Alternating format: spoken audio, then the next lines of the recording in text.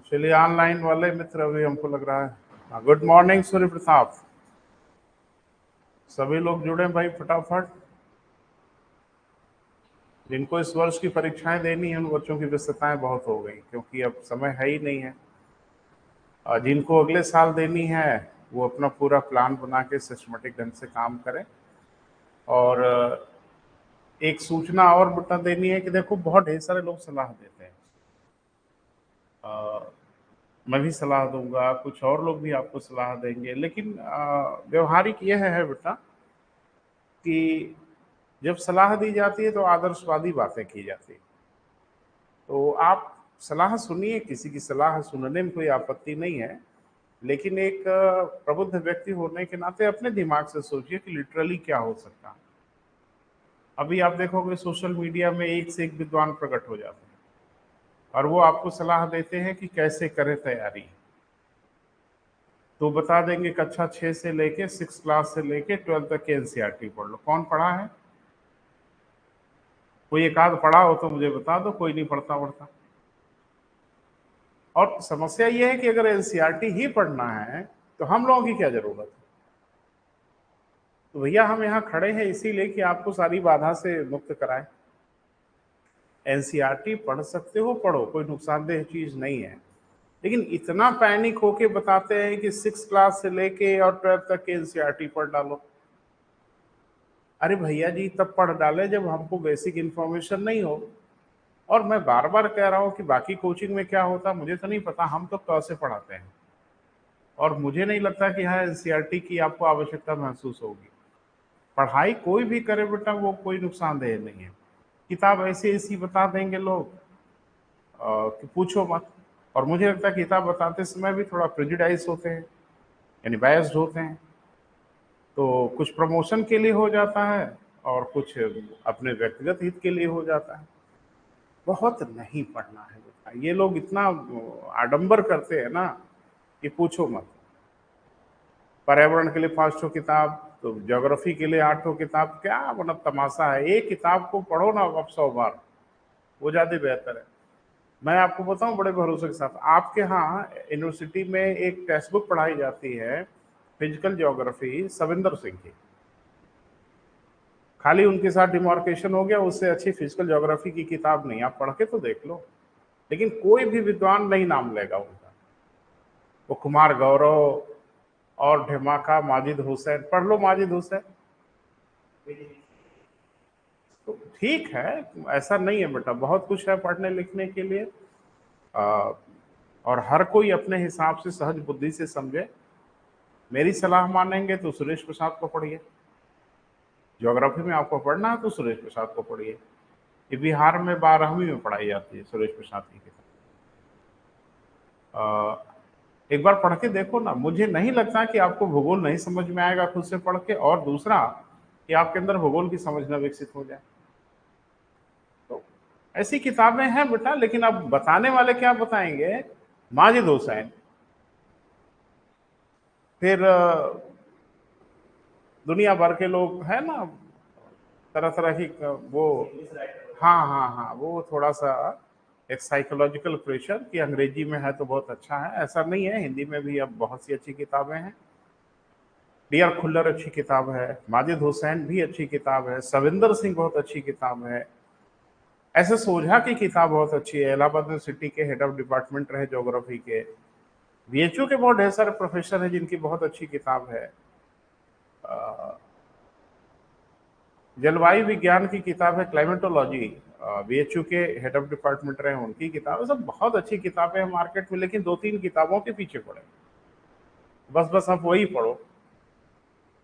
पढ़ो पढ़ लो, कोई परेशानी नहीं, लेकिन जो हम किताब, सुरेश प्रसाद खाली पढ़ लो ना बेटा। अब हम लोग के विद्यार्थी जीवन में वो 2 वॉल्यूम में आती थी, एक भारत का भूगोल, एक विश्व का भूगोल, ऐसा करके आती थी। क्योंकि अभी वो 4 वॉल्यूम में आने लगे।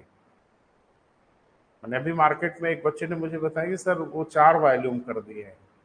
हाँ तो कोई दिक्कत नहीं है, 4 वॉल्यूम है, कुछ और हेल्दी किए होंगे, उसको लेके एक बार पढ़िए। बहुत अच्छी किताब है, आप खुश हो जाओगे। ये अच्छी किताब लोग बताते काहे नहीं है। लेकिन वो घिसी पीटी बातें, सुनी सुनाई बातें कि फलाना किताब, ढमाका किताब, उसी की फिराक में लोग पड़े रहते हैं। अपने सहज बुद्धि से बेटा काम करिए। समसामयिकी के लिए ऐसा ऐसा बता देंगे ना, क्या परेशान हो जाओ। कुछ मत करो, आप घटना चक्र रेगुलर पढ़िए, और कोई कंपटीशन की एक मैगजीन, कोई में अगर मुझसे सलाह लेंगे तो मैं बोलूंगा सिविल सर्विसेज क्रॉनिकल। तो सिविल सर्विसेज क्रॉनिकल ले लीजिए, घटना चक्र पढ़िए। बहुत है बेटा, बहुत है, आप संभाल नहीं पाएंगे बर्डन। यही बर्डन अपने आप में कम नहीं है, लेकिन वहां 25 तो बताएंगे। द हिंदू पढ़ लीजिए। अच्छा, द हिंदू एक दिन में कौन पढ़ लेगा? इंडियन एक्सप्रेस, कौन प्रबुद्ध बच्चा है जो एक दिन में इंडियन एक्सप्रेस अखबार पढ़ लेगा? ये नौटंकी है। लेकिन बहरहाल अपने बुद्धि विवेक से बेटा सतर्क रहिए, जागरूक रहिए, और विगत वर्षों की परीक्षाओं का आप एनालिसिस करते रहिए और खुद फैसला करते रहिए किस दिशा में आगे की ओर बढ़ना है, और निकल जाएंगे आप। ऐसा, अरे मैं तो बता रहा हूं ना बेटा, मैंने यहीं से 41वीं रैंक दिया है यूपी पीसीएस में। कहाँ चले गए वो लोग योजनाकार, रणनीतिकार? क्या क्या योजना बनाते हैं? हमने तो नहीं बनाया ऐसी योजना।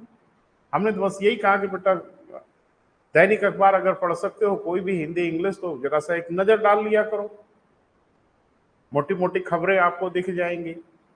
सिविल सर्विसेज क्रॉनिकल पढ़ो। इतने से बच्चे 41वीं रैंक लगा देते हैं। और थोड़ा धैर्य रखिए, 2024 का एसडीएम बनाएंगे, यही से अभी एडवांस में कह दे रहे हैं।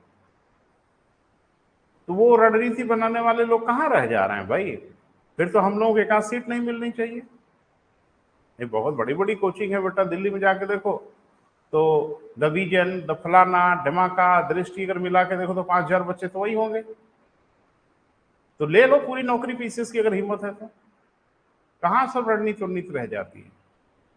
तो आपकी रणनीति बेटा उसका कोई जवाब नहीं है। आप मेहनत से पढ़ाई करिए, सब कुछ ठीक हो जाएगा। बस ईमानदार रहिए, पढ़ाई के प्रति आपकी ऑनेस्टी होनी चाहिए। ऑनेस्टी इन सेंस कि ये लगे नहीं कि हम अपने साथ बेईमानी करें। थोड़ा सोशल मीडिया उडिया से थोड़ी सी दूरी बना लीजिए, क्योंकि ये जाने अनजाने आप कितना समय वेस्ट करा देता है ना, कि आपको पता ही नहीं चलता। लेकिन आजकल बीमारी है कि मोबाइल लेके बैठे हैं तो वो स्क्रॉल करते रहेंगे, तो तबीयत खराब हो जाएगी। ऐसा नहीं करेंगे, थोड़ा सा अपने आप को रोकिए, या तो उसको मिनिमाइज कर दीजिए या बहुत कम कर दीजिए, थोड़ी दीजिए। तो फिर सोशल मीडिया पे तो नौटंकी जिंदगी भर चलती रहेगी, वो कोई इशू नहीं है। हाँ, लेकिन ये सोशल मीडिया का उपयोग भी कर लो। अगर आपकी आदत है, मानते नहीं है, तो चलो यूट्यूब पे किसी का वीडियो देखते हैं, लेकिन किसी ऐरे गहरे का ना देखो। वहां बाढ़ आई हुई है सोशल मीडिया में। मेरे घर में एक लेबर था, वो वॉल पैनल होता है ना, वो लगा रहा था। वॉल पैनल समझते हो? प्लास्टिक आजकल वॉल पैनल लगता है। तो मुझसे पूछ रहा आप क्या करते हैं? मैंने कहा कि भाई इसको मैं क्या बताऊं। तो खैर मैंने बताया कि मैं, एक छोटा सा इंस्टीट्यूट है, मैं चलाता हूँ। तो कहा नाम बताइए, तो मैंने बताया, तो वो जानता था। भाई मुझे बहुत दिन हो गया है बेटा, तो शहर में शायद हर कोई जानता है, आए ना आए वो अलग बात है, लेकिन नाम का परिचय का मैं मोहताज नहीं हूँ, सारे लोग जानते हैं। तो कहा कि यूट्यूब पे भी पढ़ाते हैं। हम पे यूट्यूब पे मैं नहीं पढ़ाता, कुछ वीडियो यूट्यूब पे अपलोडेड है। यूट्यूब पे ऐसा थोड़ी कि मैं लाइव यूट्यूब पे आके पढ़ाता हूँ, लेकिन मेरे कुछ वीडियो यूट्यूब पे अपलोडेड है। तो कहा कि मेरा भी चैनल है। मैंने कहा तुम्हारा? कहाँ? तो कहा कि मोबाइल में बोला वो एड्रेस, तो मैंने खोला। तो कहा तुम क्या पढ़ाते हो? कहा मैं गणित पढ़ाता हूँ। अब ऐसे ऐसे लोग गणित पढ़ाते हैं, तो ठेले वाले, खोमचे वाले, फलाने। मैं ये नहीं कर रहा हूँ ठेले खोमचे वाले पढ़े लिखे नहीं हो सकते, लेकिन यूट्यूब पे जो बच्चा या जो व्यक्ति आपसे बात कर रहा है, आप उसे जानते हो, तो धोखा भी होता है। धोखा ये होता है कि अगर विषय की आपको जानकारी नहीं है तो अनाप शनाप को कुछ भी बता देगा, और इतने कॉन्फिडेंस से बताएगा, सिकन तक नहीं होगी चेहरे पे, कि आपको लगेगा कि यह है बड़ा भारी विद्वान। और ढेर सारे उनके फॉलोअर और ढेर सारे आपको दिखते हैं। हम किसी का नाम क्यों लें, लेकिन तथाकथित कुछ प्रबुद्ध लोग हैं ना, उनका एक आध वीडियो देख लो।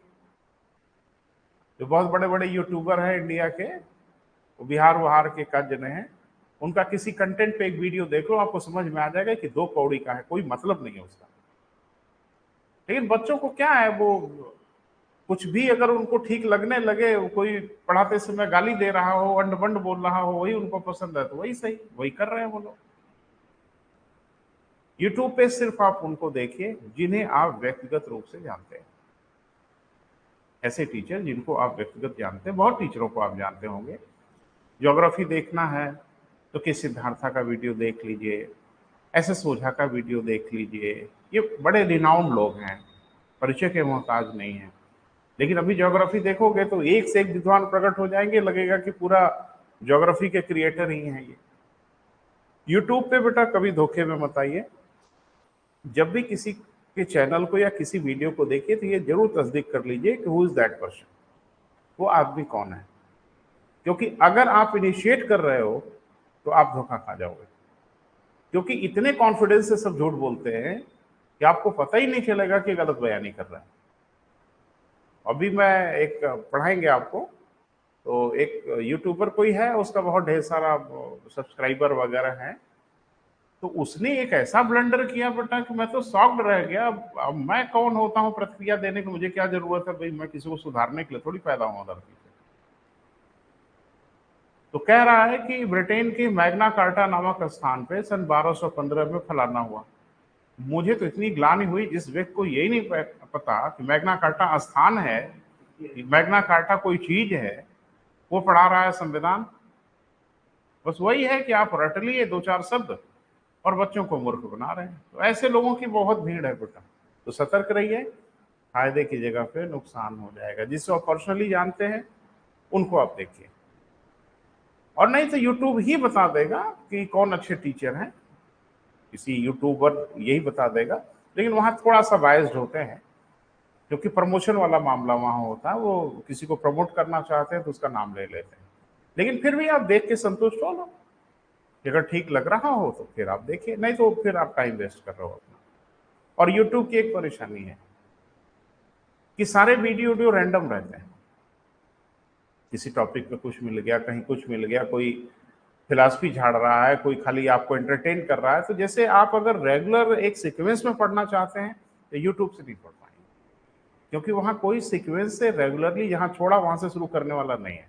अलग अलग टॉपिक पे लोग बात करते हैं, तो किसी टॉपिक पे आपको कहीं उलझन महसूस हो रही हो तो उस टॉपिक को सर्च करके देख लो। बाकी रेगुलर पढ़ने वाला कॉन्सेप्ट यूट्यूब से तो संभव नहीं है ना बेटा। चलिए आगे बढ़ते हैं एक सूचना के साथ, कि आज जिस टॉपिक पे बात कर रहे हैं बेटा वो बहुत गंभीर टॉपिक है और बहुत ही इंपॉर्टेंट टॉपिक है, और ध्यान से पढ़िएगा। एक क्वेश्चन भी आपको देंगे लिखने के लिए इसी टॉपिक से, तो बहुत अच्छा टॉपिक है बेटा। कल हम लोगों ने थोड़ा सा शुरुआत कर दिया था, इनिशिएट कर दिया था, और मैंने बताया था कि सारी जो कहानी है वो इर्द गिर्द है बेटा द्वितीय विश्व युद्ध के। सेकेंड वर्ल्ड वॉर ने एक पृष्ठभूमि बना दी, एक बैकग्राउंड बना दी कि भारत को अब लग रहा था स्वतंत्रता मिल जाएगी। और उसी संदर्भ में क्रिप्स मिशन भी भारत आया 1942 में। क्रिप्स मिशन भारतीयों को इसी समझाने के लिए आया कि भैया विश्व युद्ध में हमें आप सहयोग करो, और ये भारत में विरोध वाली बातें और फिर 1857 वाली हालत कर देंगे, ये सब धमकी देते हैं लोग ना, तो ये सब ना होने पाए, हमें आप सहयोग करिए, और हम वायदा करते हैं कि जैसे विश्व युद्ध समाप्त होगा हम आपको संविधान बनाने की अनुमति देंगे। तो खैर विरोध तो हुआ ही, आपने देखा है कि गांधी जी तक ने विरोध किया और उन्होंने कह दिया कि भाई भारत छोड़ दीजिए, सब आई गई बात हो गई। लेकिन जो कॉन्क्रीट स्टेप उठा वो द्वितीय विश्व युद्ध की समाप्ति के बाद ही उठा, जैसा अंग्रेजों ने कहा था, और उन्होंने कैबिनेट मिशन भारत भेजा। पहली चीज, इसका नाम कैबिनेट मिशन काहे रखा गया? बस सीधी सी बात है कि इसमें जो 3 महोदय लोग आए थे वो वहां की सरकार में कैबिनेट स्तर के मंत्री थे। अभी पढ़ेंगे हम लोग आगे, तो अभी पूछना बड़ा उचित नहीं है कि मंत्री कितने प्रकार के होते, तो कुछ व्यक्तिगत आइडिया है बेटा।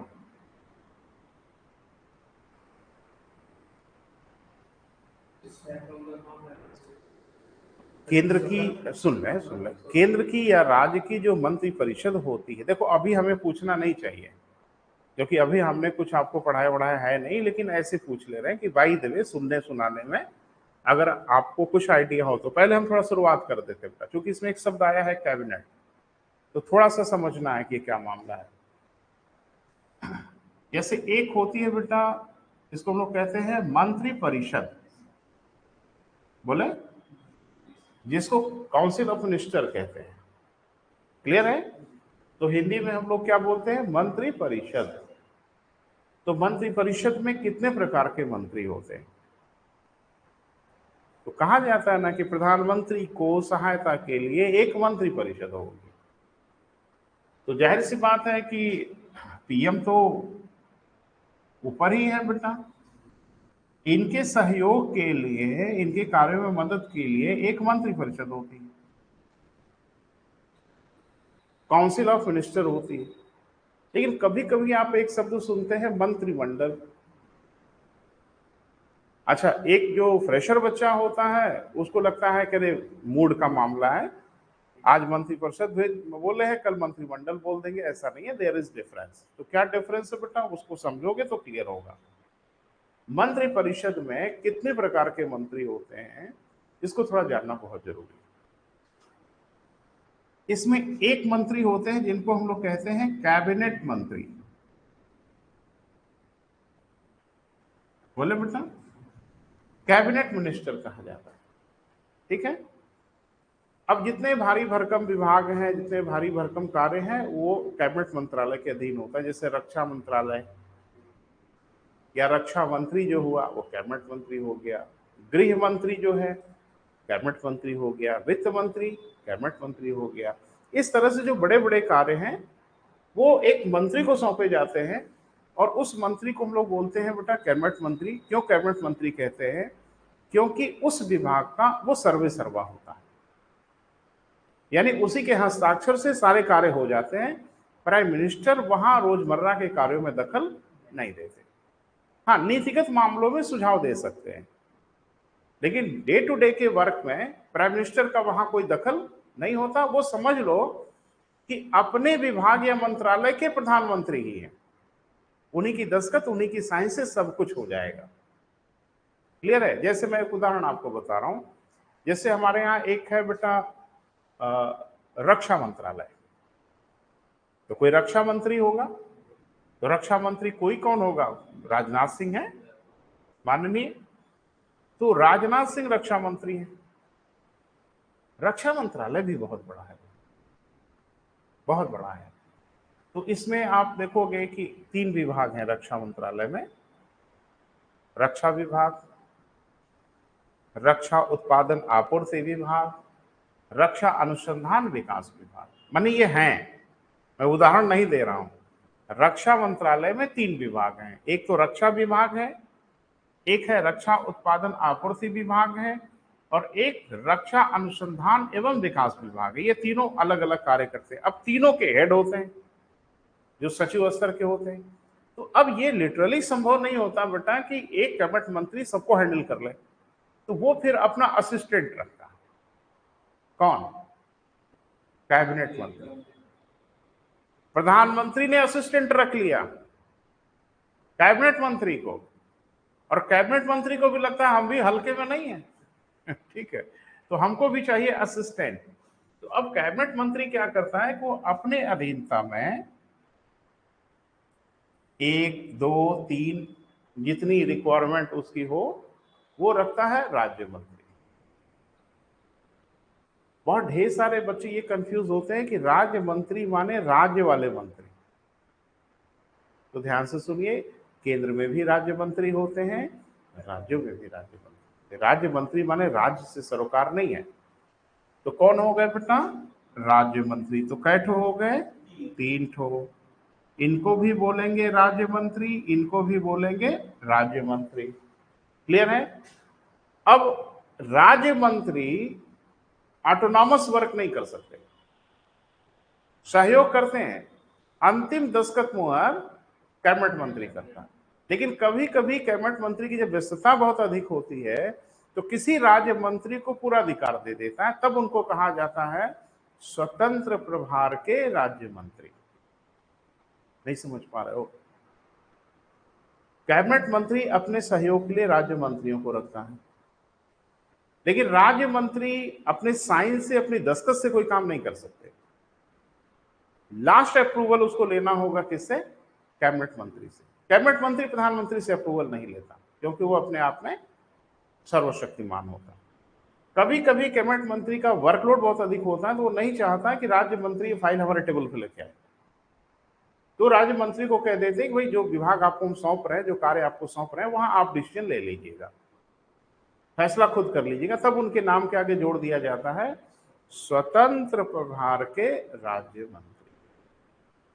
बस समझ लो कि उस कार्य के लिए जो उनको दिया गया वो कैबिनेट मंत्री ही है, लेकिन ध्यान रखना कैबिनेट मंत्री उनके निर्णय को कभी भी पलट सकता है, और फिर साहब तो किसी के निर्णय को पलट सकते हैं।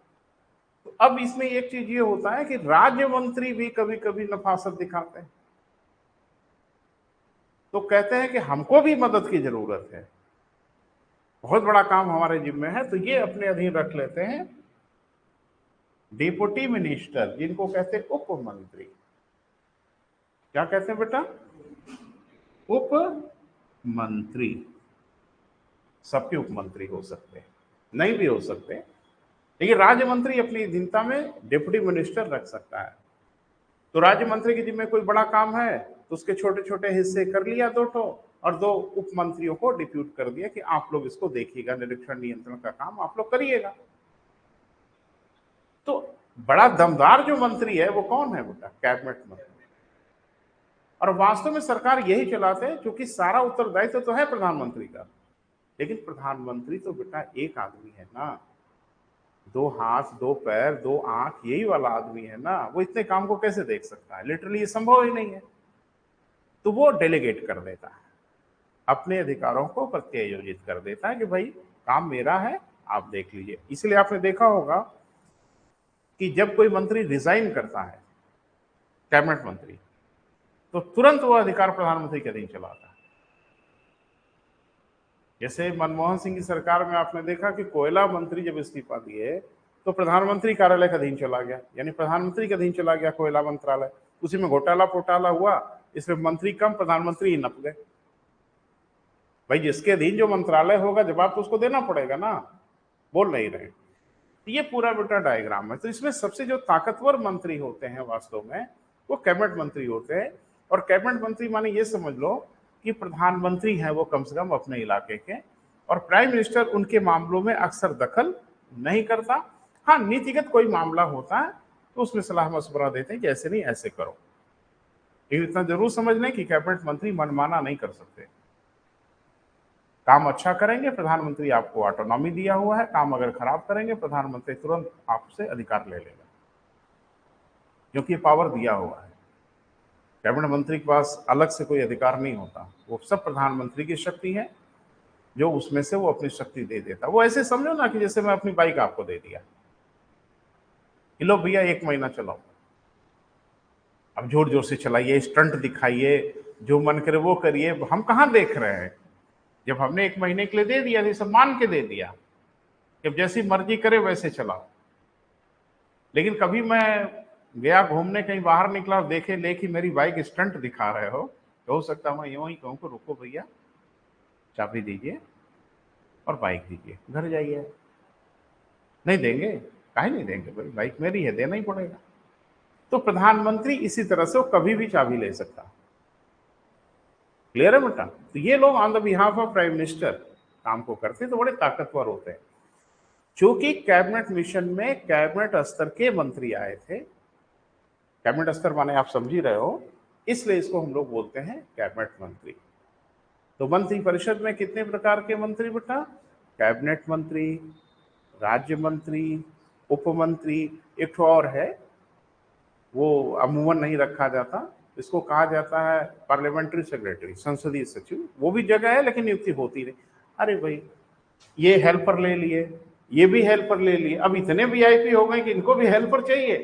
लेकिन हाँ, संवैधानिक प्रावधान है संसदीय सचिव का प्रावधान।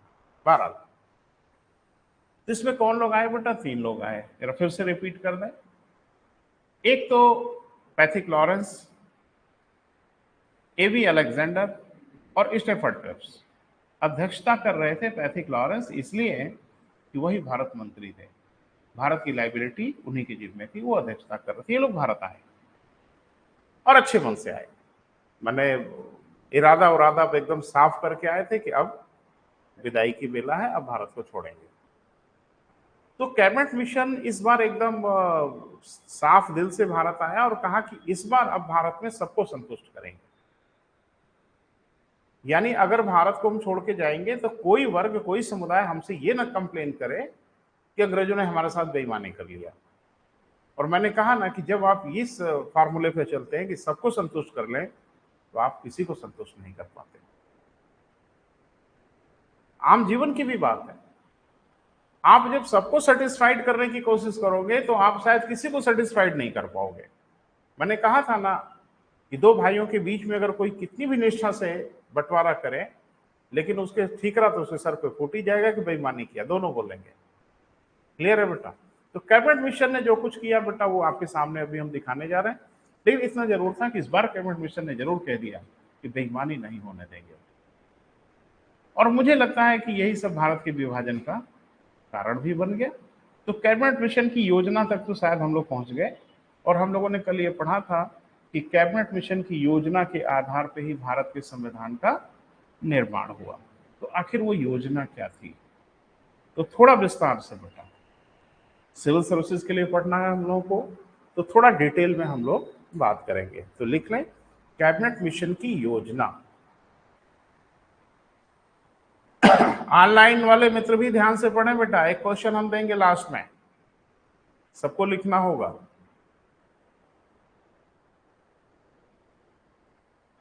कैबिनेट मिशन की योजना, ठीक है बेटा? और वो लाइन आप लिख चुके हैं कि कैबिनेट मिशन की योजना के आधार पे ही भारत के संविधान का निर्माण हुआ। तो क्या योजना थी बेटा, वो थोड़ा देखिए। और थोड़ा सा कॉम्प्लिकेटेड है, इतना भी नहीं है कि आप समझ ना पाए, और हम कोशिश करेंगे बेटा कि आपको समझाएं, और समझा लेते हैं, जहां तक 15-20 साल का अनुभव है, समझ लेते ही आप, कोई परेशानी नहीं है। कैबिनेट मिशन ने अपना पहला टारगेट ये बताया कि एक संविधान सभा बनाई जाएगी जो भारत के संविधान का निर्माण करेगी। पहला तो ये क्लियर हो गया कि भारत का संविधान कौन बनाएगा बेटा, एक कॉन्स्टिट्यूशन असेंबली बनाएगी, संविधान सभा बनाएगी। अब संविधान सभा कहां से आएगी, इसके बारे में कैबिनेट मिशन ने ये कहा कि अगर हम प्रत्यक्ष निर्वाचन की प्रक्रिया अपनाएं, जिसमें दो समस्या होगी। पहली समस्या ये होगी कि इसमें होगा बहुत ज्यादा विलंब, और दूसरा कि बहुत खर्चीला हो जाएगा। बहुत सिंपल सी बात है बेटा कि कैबिनेट मिशन ये निर्धारित किया कि संविधान तो कोई एक व्यक्ति नहीं बनाएगा, संविधान जो बनेगा वो कौन बनाएगा बेटा, संविधान सभा बनाएगी। ठीक है बेटा? अब प्रश्न ये था कि संविधान सभा कैसे बनेगी, अंग्रेज अपनी मर्जी से छांट ले क्या भाई, आप आ जाइए संविधान बना दीजिए? तो बिल्कुल ठीकरा उनके सर पे फूटता है कि बड़े बेईमान थे, अपने हिसाब से लोगों को बुला लिया और उल्टा पुल्टा संविधान बनवा दिया। इसलिए आप देखते हैं कि संविधान सभा जब भी बनती है तो आम जनता की राय से बनती है, यानी जनता ये निर्धारित करती है कि कौन संविधान बनाएगा। इसीलिए आप देखते हैं कि हमारा अभी पढ़ेंगे हम लोग, जो प्रस्तावना है, प्रिम्बल है, उसकी क्या पहली लाइन है, हम भारत के लोग। तो यही ना पहली लाइन है। लास्ट लाइन में पढ़ रहा हूं, अतएव दिनांक 26 नवंबर 1949 को भारत के संविधान को अंगीकृत एवं स्वीकृत करते हैं। कौन? हम भारत के लोग। काहे ने कह दिए हम संविधान सभा के लोग? अरे किए तो वही सब, किया धारा उन्हीं लोगों का है।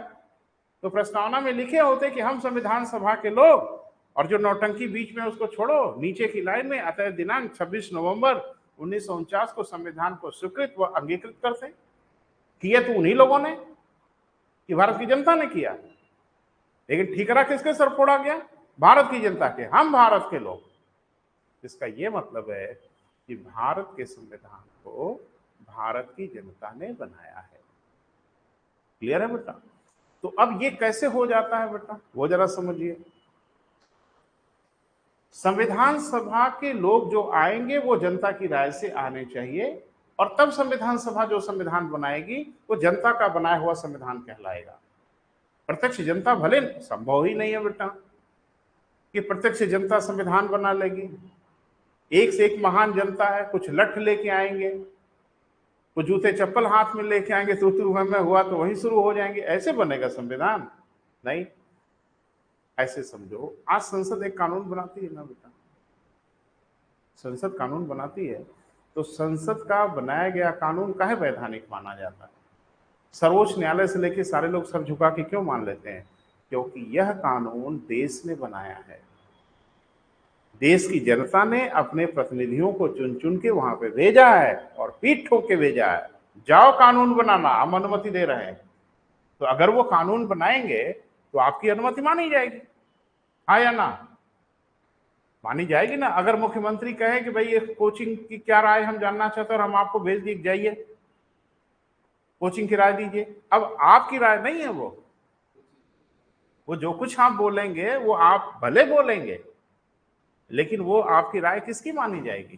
कोचिंग की। प्रधानमंत्री कुछ बोलते हैं अंतर्राष्ट्रीय मंचों पे, किसकी राय मानी जाती है? भारत की। भारत ऐसा सोच रहा है। अरे बताइए, नहीं भारत नहीं सोच रहा है मोदी जी खाली सोच रहे हैं, ऐसा बोला जाता है ना?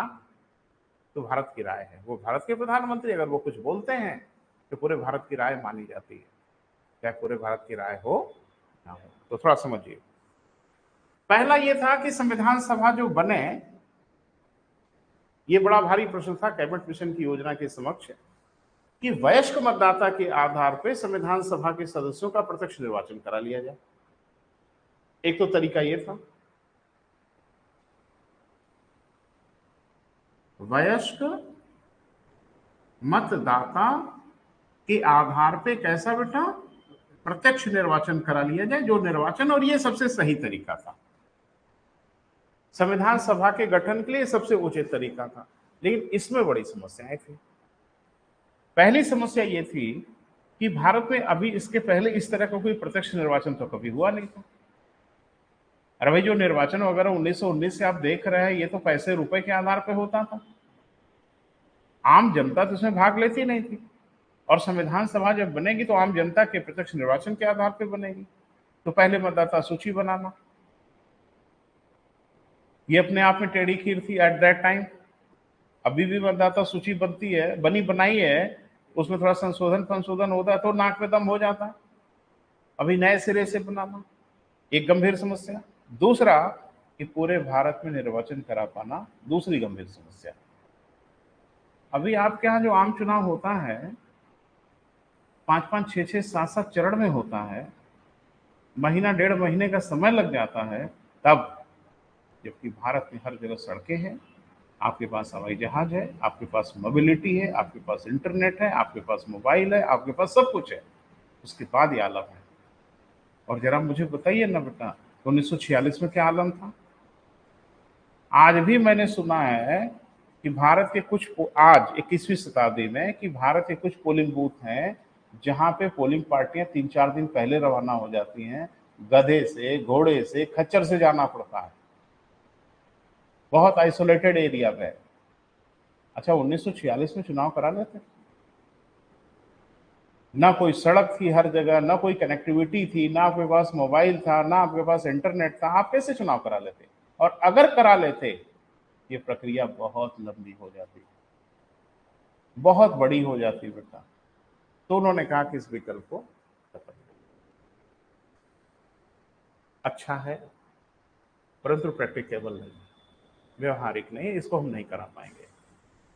अरे शासन तो किया, अब छोड़ने जा रहे हैं तो भी पैसा खर्चा करें ये बड़ी गंभीर समस्या थी। जब भारत को छोड़ ही रहे तो अब काहे खर्चा करें भाई? और दूसरा नहीं बेटा, तकनीकी समस्या थी, ये संभव ना हो पाता, व्यवहारिक नहीं था उस समय। पूरे भारत में निर्वाचन करा पाना उचित होता ही नहीं, पढ़े लिखे लोग नहीं थे, जानकार लोग नहीं थे, किसका चुनाव हो रहा है, किसको चुन रहे हैं, वो पता ही नहीं चल पाता उन लोगों। तो उन्होंने कहा कि फिर एक प्लान बी करते हैं, यानी संविधान सभा के सदस्यों का जो निर्वाचन होगा, हम मान लेंगे कि भारतीयों द्वारा ही किया गया, लेकिन इसका निर्वाचन होगा प्रांतों की परिषदों द्वारा। समझ पा रहे हैं? प्रांतों में परिषदें विद्यमान थी। अरे भाई प्रांतीय परिषदें थी ना, अरे पूरा स्वायत्त हो गया था प्रांत। तो उन्होंने कहा कि प्रांतीय परिषद के जो सदस्य हैं यही लोग संविधान सभा के सदस्यों को चुन लेंगे और हम ये मान लेंगे कि पूरे भारत ने इनको चुन लिया। क्लियर है बेटा? तो इसे ये था कि चुनाव ना होता ही रहता था, तो सदस्य विद्यमान थे तो प्रक्रिया आसान हो जाती। तो इस प्रक्रिया को छोड़ के उन लोगों ने इस प्रक्रिया को अपना लिया, यानी कहा कि प्रांतीय परिषद के जो सदस्य हैं वही संविधान सभा के सदस्यों के निर्वाचन के लिए निर्वाचक मंडल के रूप में कार्य करें। क्लियर है बेटा? ये तय हो गया, ये पहली योजना। अब इसमें एक समस्या और हो गई कि आखिर कितने लोगों को चुना जाए। आखिर कोई संख्या उंख्या तो निर्धारित करनी पड़ेगी। तो ये निर्धारित किया गया कि चूंकि जनगणना अंग्रेजों के जमाने में होती थी, आपने पढ़ा है कि जनगणना उन्हीं के जमाने में शुरू हो गई थी, तो उनके पास आंकड़े रहते थे जनगणना के।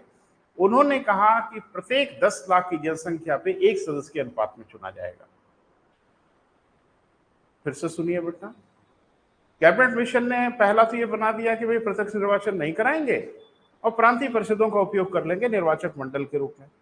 लेकिन कितने सदस्य आएंगे, तो उन्होंने हर प्रांत की जनसंख्या तो पता थी ना, कोई छोटा प्रांत था, कोई बड़ा प्रांत था, कुछ भी था, लेकिन उनको तो पता थी जनसंख्या कितनी है, क्योंकि वो जनगणना शुरू किए थे। अब एक बात मुझे बताइए, उन्होंने कहा कि प्रत्येक 10 लाख की जनसंख्या पे एक के अनुपात में संविधान सभा का सदस्य चुना जाएगा। क्लियर हो रहा है? लेकिन 10 लाख लोग नहीं चुनेंगे।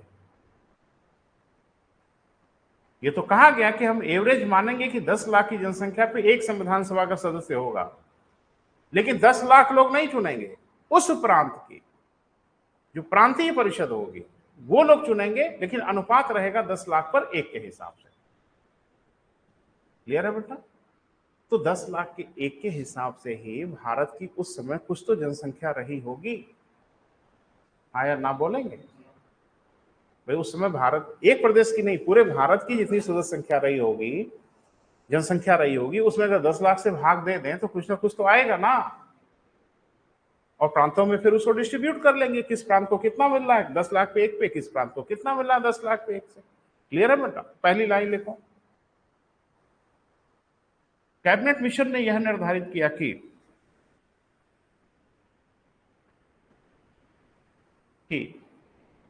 अकेले नहीं निर्धारित किया बेटा, ये ध्यान से सुनना, सारे भारतीय नेताओं से राय लेकर निर्धारित किया। ठीकरा उनके सर फोड़ना ठीक नहीं है।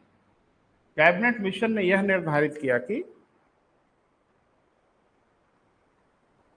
प्रांतीय परिषदों का उपयोग संविधान सभा के सदस्यों के लिए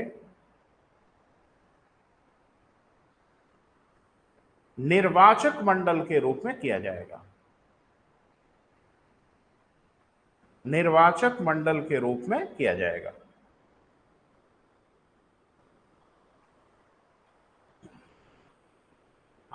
यह तर्क दिया गया कि वयस्क मतदाता के आधार पर, जैसे आज निर्वाचन होता है बेटा, उन्होंने यह तर्क दिया कि वयस्क मतदाता के आधार पर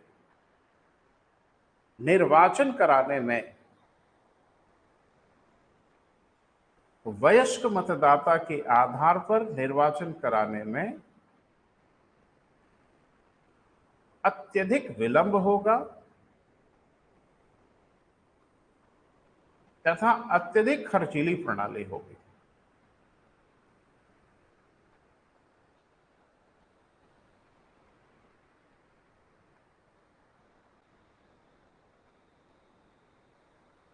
अत्यधिक क्या होगी बेटा? खर्चीली प्रणाली होगी।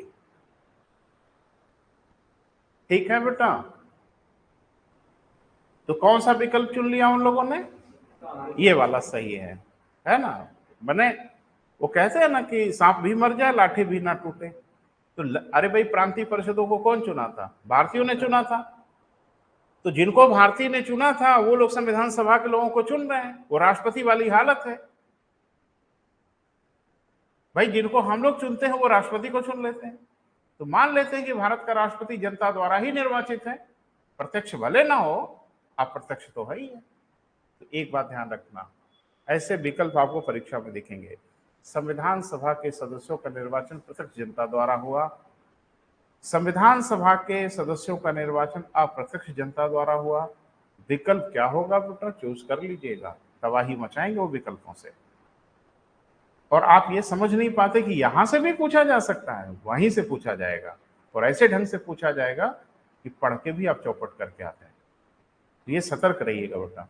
निर्वाचन सीधे सीधे आम जनता ने नहीं किया, किसने किया? प्रांतीय परिषदों ने किया। तो ये निर्वाचन क्या कहलाएगा? जनता द्वारा अप्रत्यक्ष निर्वाचन हो गया। यही सब तो आजकल प्रश्न भी उठता है, जब कभी हम आलोचना करना शुरू करते हैं तो यही सब बताते हैं कि सब यही सब तो गड़बड़ी हो गई। क्लियर है बेटा?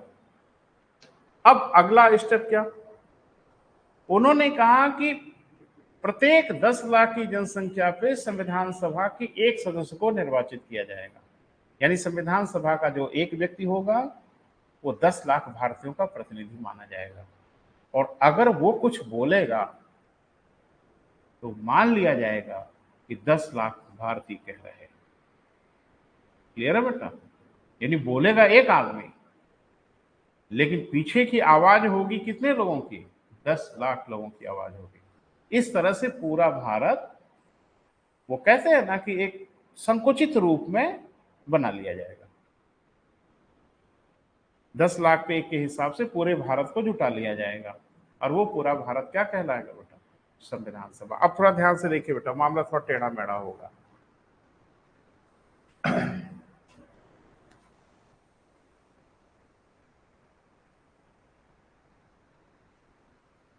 उस समय भारत कैसा था, थोड़ा वो समझे तो ज्यादा क्लियर होगा। उस समय भारत का 3 डिवीजन था, माने 3 विभाजन था भारत का। एक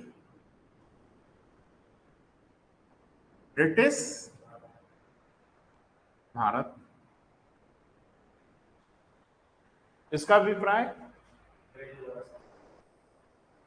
नहीं, अंग्रेजों का शासन तो था ही, इसमें कोई शक नहीं है। माने ऐसा वो भारत का हिस्सा जहां अंग्रेजों का शासन था और ये प्रांत स्वायत्त थे। अरे भाई पढ़े हो ना, 1935 में उनको स्वायत्तता दे दी गई तो स्वायत्त थे। क्लियर है? कुल कितने प्रांत थे? अरे अभी तो 4 ही लेके थोड़ी चलेंगे बेटा, अभी तो बीच में बड़ी कहानी बदल गई, तो प्रांतों की संख्या बहुत बढ़ गई थी।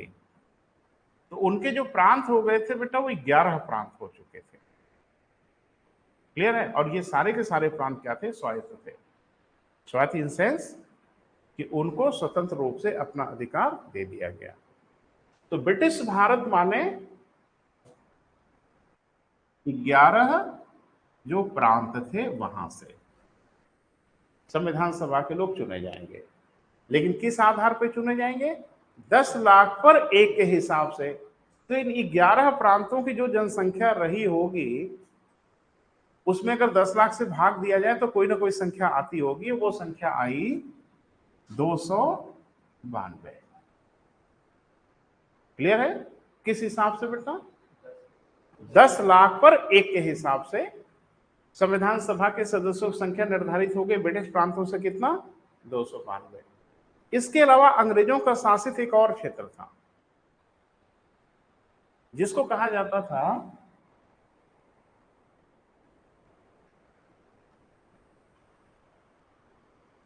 चीफ कमिश्नरी प्रांत। ये बेटा, हाँ, आज के यूनियन टेरिटरी जैसा समझ सकते हैं कि जहां उनको ऑटोनॉमी नहीं दी गई है। इक्का दुक्का अपवाद को छोड़ दें, जैसे पांडिचेरी और दिल्ली को छोड़ दें, तो केंद्र शासित प्रदेश सीधे केंद्र के अधीन रहते हैं। संघ शासित भी कहते हैं, केंद्र शासित भी कहते हैं। तो अंग्रेजों के जमाने में भी था, वो अंग्रेजों के ही अधीन था, लेकिन वहां प्रांतों को ऑटोनॉमी नहीं दी गई थी। तो उनकी भी कुछ संख्या रही होगी, जनसंख्या रही होगी। तो ऐसे प्रांत थे कुल इनके 4। अभी हम नाम हम सब लिखाएंगे। तो चीफ कमिश्नरी प्रांत कितने थे अंग्रेजों के? 4। इन प्रांतों में स्वायत्तता नहीं थी, ये भी अंग्रेजों के ही अधीन थे। तो जाहिर सी बात है सबको एक एक स्थान दे दिया गया, 4। हर चीज को अच्छा नाम गिना दे रहे हैं, बड़ा परेशान हो रहा हो कि सर ये 4 कौन थे, बता रहे हैं। एक तो दिल्ली, अजमेर बाड़मेर एक संयुक्त इलाका था, उसको एक स्थान दिया गया। एक इलाका था कुर्ग, आजकल कर्नाटक का एक जिला हो गया है कुर्ग। और एक चौथा था बलूचिस्तान, जो आज पाकिस्तान में है। तो उनके 4 चीफ कमिश्नरी प्रांत थे जहां पे वो ऑटोनॉमी नहीं दिए थे, सीधे शासन वायसराय करता था, वो भी अंग्रेजों का ही इलाका था। तो वहां 4 प्रांत थे और इसलिए उनको कितनी स्थान दिया गया, 4 स्थान दिया गया संविधान सभा के लिए।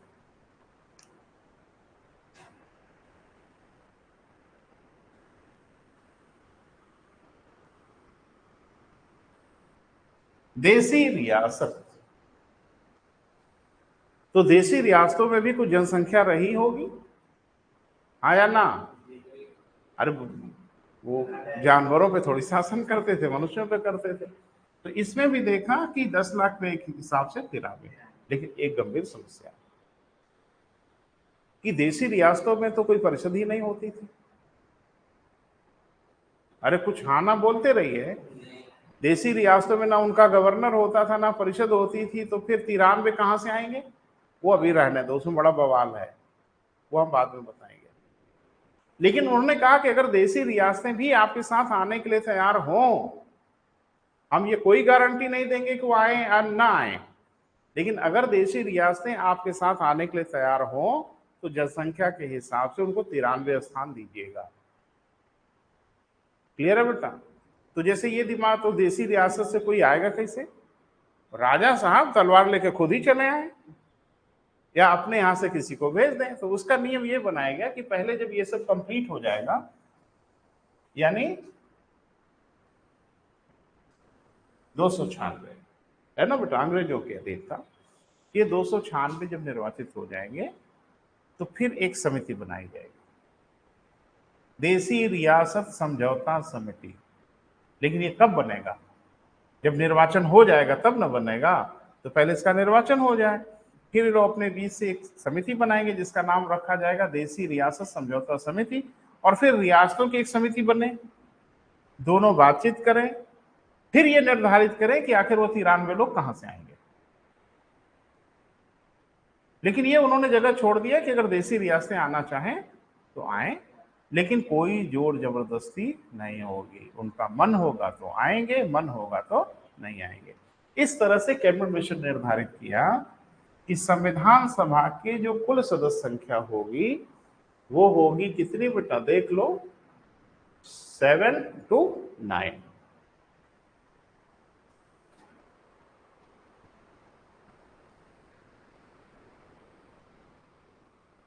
कैबिनेट मिशन की योजना ने यह निर्धारित किया कि भारत के संविधान को 389 लोग बनाएंगे। इसमें 93 संदिग्ध थे, क्योंकि ये संख्या 93 रहेगी कि 3 रहेगी कि पूरा रहेगी कहना बहुत मुश्किल है। क्योंकि जो रियासतें आना चाहेंगी वो आएंगी, जो नहीं आना चाहेंगी वो नहीं आएंगी। लेकिन इसमें क्या खेल हुआ बेटा, वो आपको समझना बहुत जरूरी है और इसी का खेल आपको समझना होगा। उन्होंने कहा कि अब जाहिर सी बात है कि 292 कहां से थे, 11 प्रांत।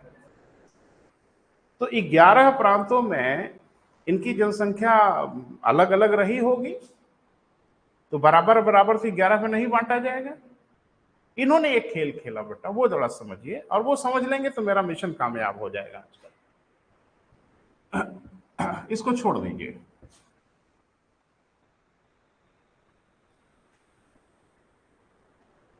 अभी इसी पे आते हैं। यानी कैबिनेट मिशन ने कहा कि ब्रिटिश प्रांतों से जो 11 प्रांत थे, कुल 292 लोग चुने जाएंगे, लेकिन 11 प्रांतों से चुने जाएंगे। इन 11 प्रांतों का उन्होंने 3 वर्ग बनाया। ध्यान से सुनिए, 11 प्रांतों को कितने वर्गों में बांटा बेटा? 3 वर्गों में बांटा। क्लियर है? एक का नाम रखा, इसको हटाओ, थोड़ा जगह चाहिए मुझे। कुल कितने बेटा? 11 प्रांत और कुल कितनी सीटें? 292, है ना। अब 11 प्रांतों के 3 वर्ग बनाए गए। आपके मन में जिज्ञासा हो रही होगी कि ऐसा काहे किया, अभी हम समझाते हैं। एक को लिखा क वर्ग, एक को क्या कहा, ख वर्ग, एक को, हाँ सहज बुद्धि तो यही कह रही है। हम लोग थोड़ा रेशनल होते हैं तो अंदाजा लगा लेते हैं। क्या बेटा, ग वर्ग। कैबिनेट मिशन ने कहा कि 11 प्रांतों को 3 वर्गों में बांटेंगे। तो 11 में अगर 3 का भाग दे तो भी तो बराबर बराबर नहीं आता, तो बराबर बराबर नहीं बांटा गया। ठीक है, इसमें रखा गया 6 प्रांत। तो मुझे लग रहा है सबसे भारी भरकम वर्ग यही बन गया। 6 वर्ग में क वर्ग में कितना बेटा, 6 प्रांत। अभी मैं नाम भी गिना रहा हूं और आप लिख लीजिएगा, आपके लिए बेहतर होगा। इसमें 3 प्रांत और इसमें 2 प्रांत। क्लियर है बेटा, कुल मिला के 11 प्रांत। 11 प्रांतों को कितने वर्गों में बांटा बेटा, 3 वर्गों में। क्या नाम रखा, क वर्ग, ख वर्ग और ग वर्ग। तो आप मुझे बताइए, क ख ग वर्ग में ही तो 292 स्थान बटेगा, हाँ या ना, बटेगा। इनको कुछ स्थान दिया होगा, अरे भाई इनको भी कोई स्थान दिया होगा ना। तो पहले इधर से शुरू करते हैं ताकि आपको पता चल जाए कितना बचा होगा। इनको स्थान दिया 70,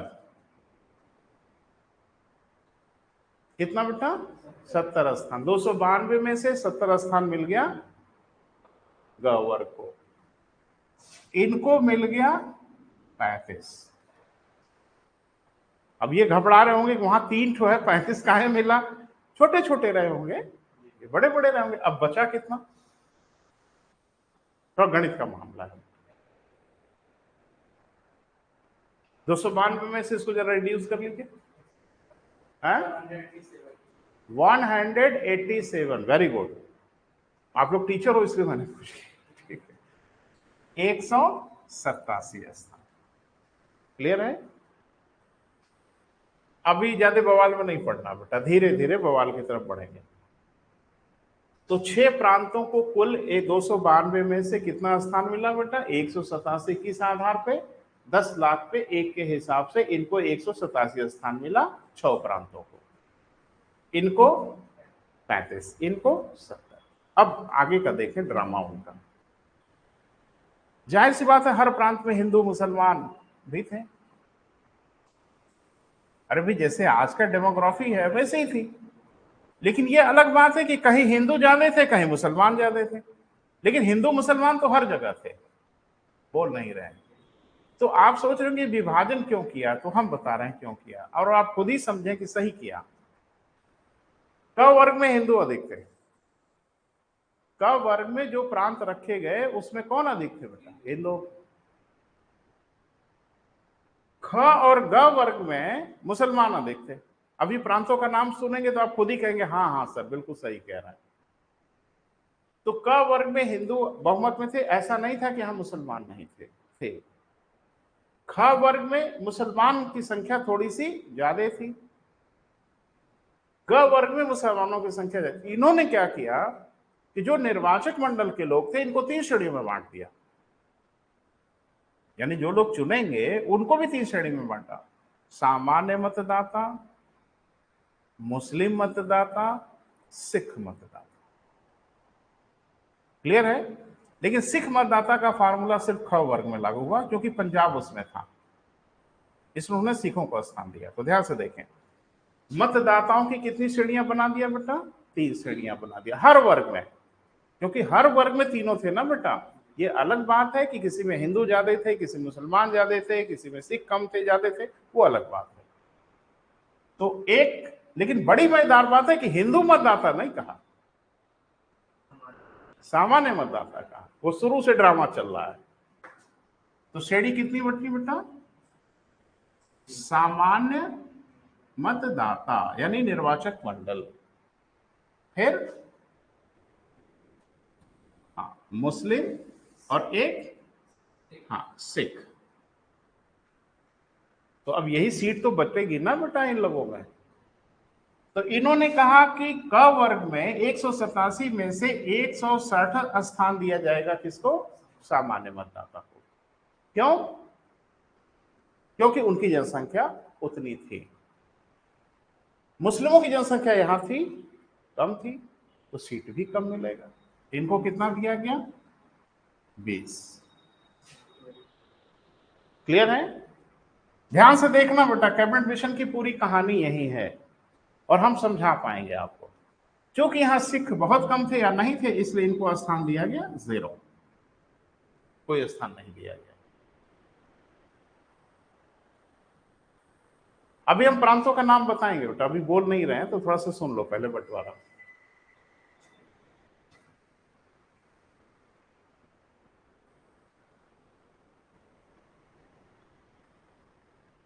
यहां पे थे 7, यानी चूंकि पंजाब इसमें रहा होगा,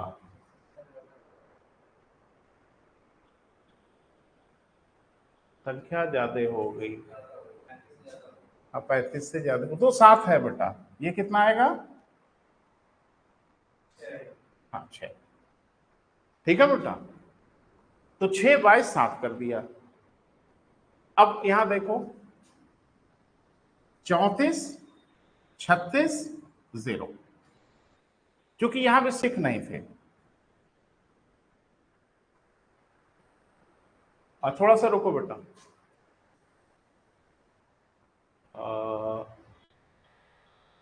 हाँ हाँ थोड़ा सा इसको संशोधन करो बेटा, गड़बड़ हो रहा है कुछ। ये सही था, ये 9 ही था बेटा, ये गड़बड़ हो गया, 4 था। ठीक है, 9, 22 और 4। अरे इतने सिख नहीं होंगे उनको 7 स्थान दिया जाए। तो ये 9 था, ये 22 था, और ये कितना था बेटा? 4। अब मुझे लगता है ठीक है, कैलकुलेशन सही हो रहा है। बहरहाल इसको थोड़ा ध्यान से बेटा देखने की आवश्यकता है। कैबिनेट मिशन ने यह कहा कि पहले 11 प्रांतों को हम 3 वर्गों में बांटेंगे। क्लियर है? वर्गों में हम प्रांतों को रखेंगे। वर्ग क्यों बांटा गया? क्योंकि भारत में 2 समुदाय बहुत बड़े थे, एक हिंदू और एक मुसलमान। तो उन्होंने कहा कि किसी के साथ पार्शियलिटी न होने पाए, भेदभाव न होने पाए, इसलिए हम ऐसा करेंगे। तो उन्होंने क वर्ग में कुल कितने प्रांत रखा बेटा? 6। हम नाम बोल रहे हैं अब। मद्रास, उड़ीसा, बंबई, बिहार, मध्य प्रांत, संयुक्त प्रांत। अभी हम आपको लिखा दे रहे हैं। ख वर्ग में कितने बेटा? 3 प्रांत, सिंध, पंजाब और उत्तरी पश्चिमी प्रांत। अरे उत्तर और पश्चिम, जो पाकिस्तान वाला इलाका था, उसको नाम क्या दिया था उन्होंने? उत्तरी पश्चिमी प्रांत। क्लियर है? क वर्ग में मध्य प्रांत, संयुक्त प्रांत था, और ख वर्ग में उत्तरी पश्चिमी प्रांत, सिंध और पंजाब को रखा गया। क्लियर है? एक्चुअल में पंजाब एक बड़ी विचित्र स्थिति में था।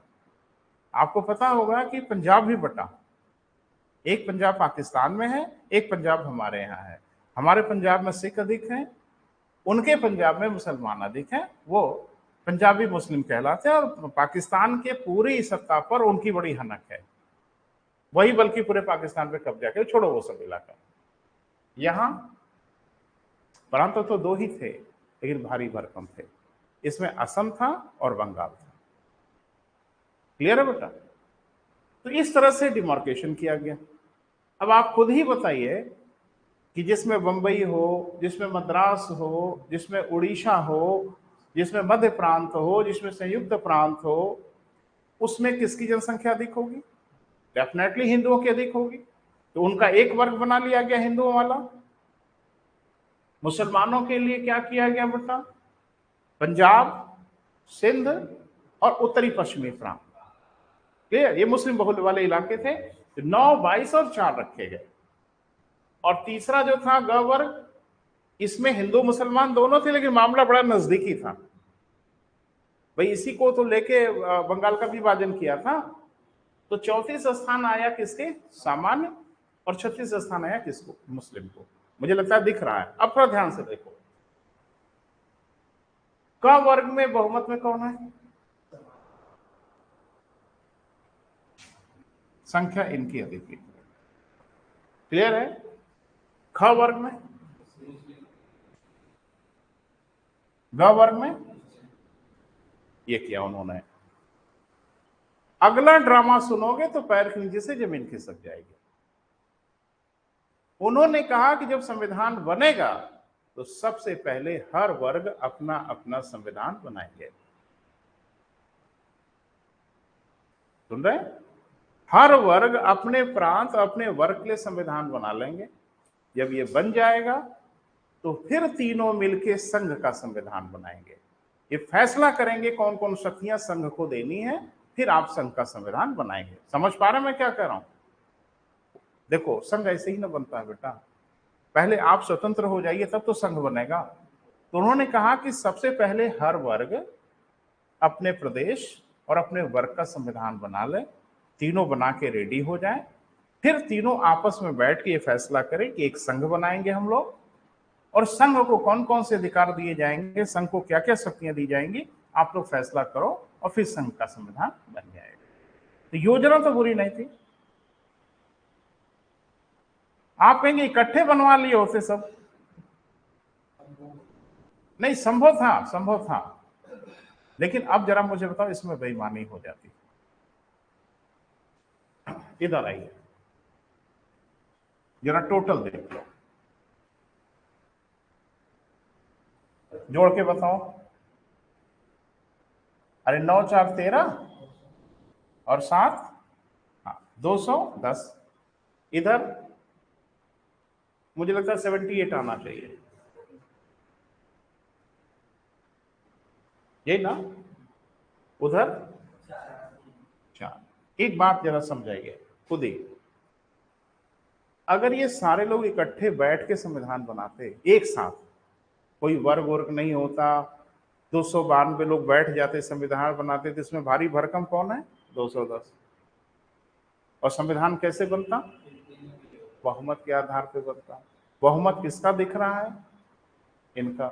ये जो चाहते वो संविधान बनाते, और ये चीखते चिल्लाते रह जाते और एक भी लाइन नहीं लिखते इनकी इच्छा वाली।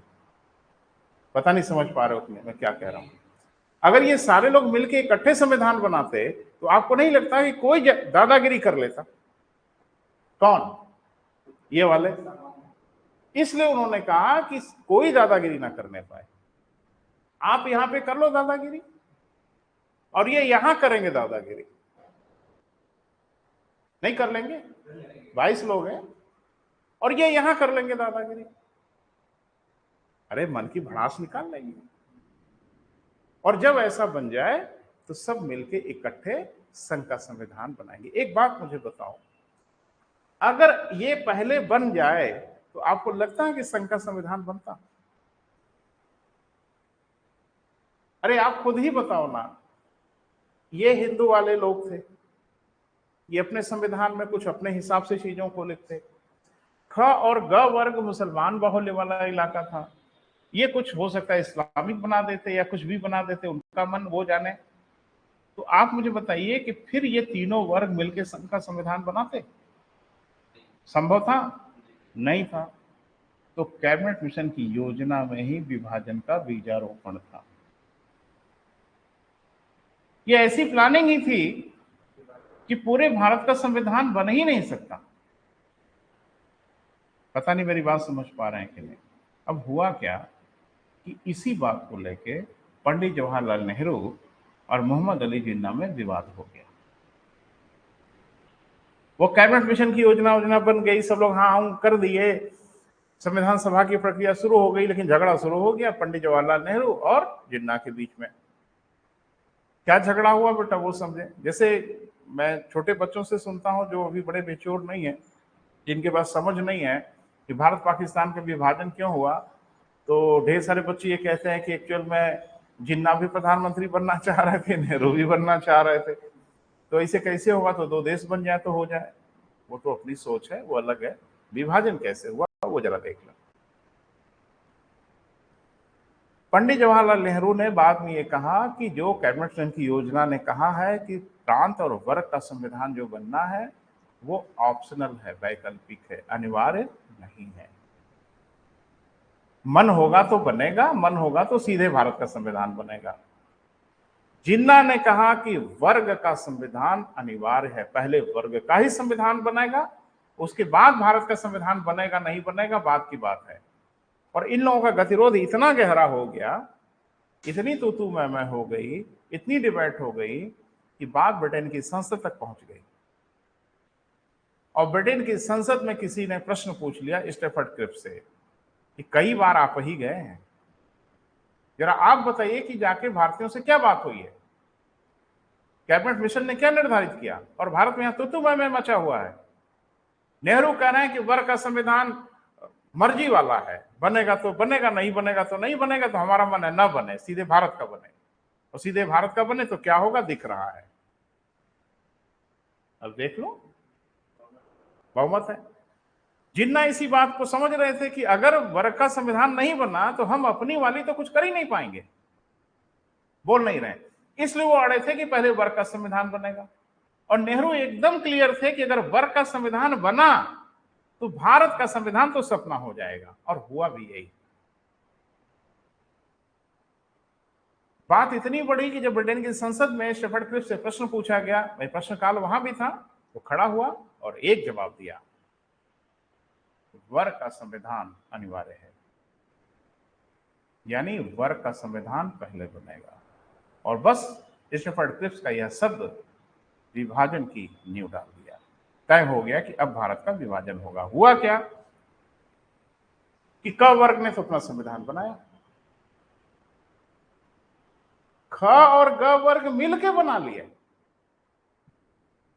अरे, और मुझे लग रहा है समझ में आ ही रहा होगा कि काहे मिलके बना लिए। ख और ग वर्ग ने मिलके अपना संविधान बना लिया, क वर्ग ने अकेले संविधान अपना बनाया, क वर्ग से भारत बन गया और ख और ग वर्ग से पाकिस्तान बन गया। और मुझे लगता है आपने कभी पढ़ा होगा कि पाकिस्तान दो ठो पाकिस्तान बना था, एक पूर्वी पाकिस्तान और एक पश्चिमी पाकिस्तान। एक्चुअल में ख वर्ग से जो बना था वो पश्चिमी पाकिस्तान बना था और ग वर्ग से बना था पूर्वी पाकिस्तान। तो तीन वर्ग थे, तीन इलाके पे, तो जाहिर सी बात है कि ख और ग में गलबहियां हो गई। जरा कल्पना करो, अगर क वर्ग में भी मुस्लिम अधिक रहे होते तो भी बन गया होता साथ ही, कोई परेशानी नहीं होती। लेकिन क वर्ग ने अपना संविधान अलग बना लिया जिससे भारत बन गया, और ख और ग वर्ग ने मिलकर अपना संविधान बना लिया जो पाकिस्तान बना। और आपने पढ़ा था कि दो पाकिस्तान बने, एक पूर्वी एक पश्चिमी। अरे वो तो इंदिरा जी का बड़प्पन, इंदिरा जी जब प्रधानमंत्री बनी तो उन्होंने कहा कि भाई कैबिनेट मिशन की योजना क्या थी जरा समझाओ।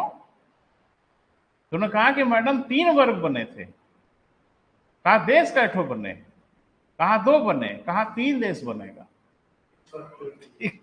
जब 3 वर्ग थे तो काहे 2 देश बनेगा, 3 देश बनेगा। और बांग्लादेश को अलग करा दिया, पूर्वी पाकिस्तान को अलग कर दिया। अब सही है, मेरे साथ नहीं तो किसी के साथ नहीं, बात खत्म।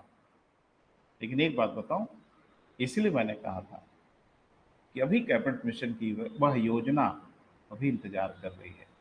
वर्गों ने अपना अपना संविधान तो बना लिया है, लेकिन अगर ये चाहें एक साथ मिलके एक बड़े संघ का संविधान बना सकते। इसलिए मैंने कभी मजाक से आपसे बोला था कि अभी भी संवैधानिक रूप से रास्ता है सब एक हो जाने की, क्योंकि कैबिनेट मिशन की योजना का एक भाग अभी अधूरा है, अभी वो पूरा नहीं हुआ। तीनों वर्ग चाहें तो एक साथ बैठें और एक संघ का संविधान बना दें, भारत नाम रखें, जो मन करे वो नाम रखें, लेकिन एक संघ आप बना सकते हैं। पता नहीं कैबिनेट मिशन की योजना में समझा पाया कि नहीं, दृष्टिकोण क्लियर हुआ ना बेटा। बस ये वर्ग वाला मामला ही विभाजन की नींव डाल।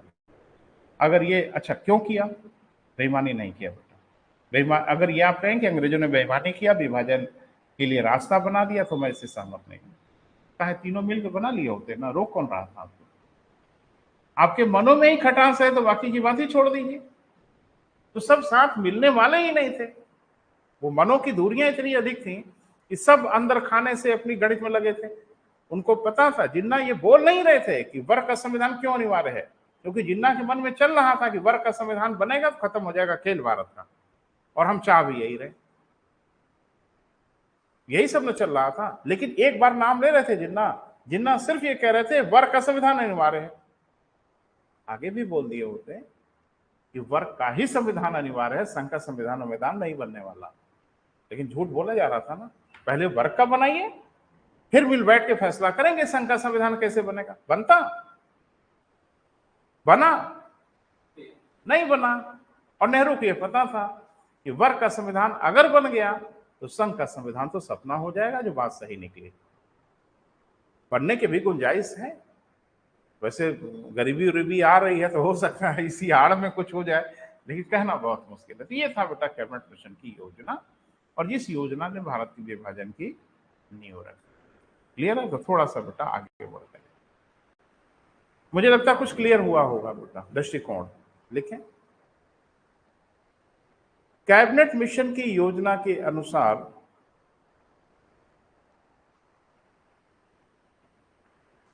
कैबिनेट मिशन की योजना के अनुसार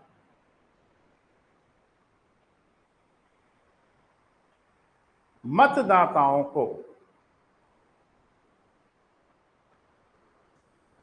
3 श्रेणियों में विभाजित किया गया। मतदाताओं को कितनी बेटा? 3 श्रेणियों में विभाजित किया गया। नाम लिख लो बेटा तीनों का, और जितने हमारे ऑनलाइन वाले मित्र हैं वो जरूर बताएंगे कि क्लियर हुआ कि नहीं।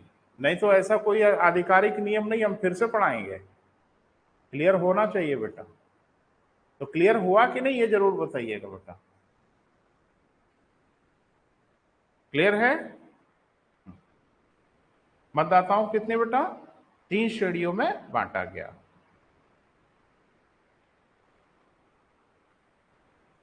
कौन कौन बेटा? लिखो तीनों। सामान्य मतदाता, लिखिए। मुस्लिम मतदाता, सिख मतदाता जब लिखिएगा वही ब्रैकेट में जरूर लिखिएगा मात्र पंजाब के लिए, मात्र पंजाब के लिए। नहीं, पंजाब में 3 श्रेणी बनाई गई, हर जगह 3 श्रेणी नहीं थी, वो तो हम इसलिए लिख दिए कि आपको दिख जाए, क्योंकि बाकी जगह पंजाबी थे ही नहीं। क्लियर है बेटा? लिखें। नेक्स्ट पॉइंट बना के लिखिए। ब्रिटिश प्रांतों में, ब्रैकेट में लिखिएगा 11, ब्रिटिश प्रांतों में 10 लाख की जनसंख्या पर कुल 292 सदस्यों का निर्वाचन, 292 सदस्यों का निर्धारण हुआ।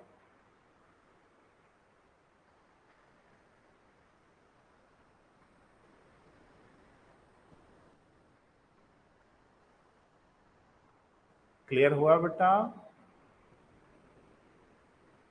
नेक्स्ट पॉइंट,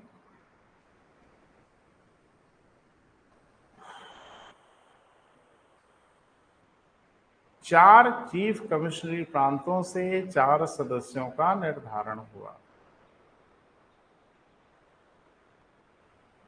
4 चीफ कमिश्नरी प्रांतों का 4 सदस्यों का निर्धारण हुआ। क्लियर है बेटा? तीसरा भी लिख डालो। देसी रियासतों से 93 सदस्यों का निर्धारण हुआ।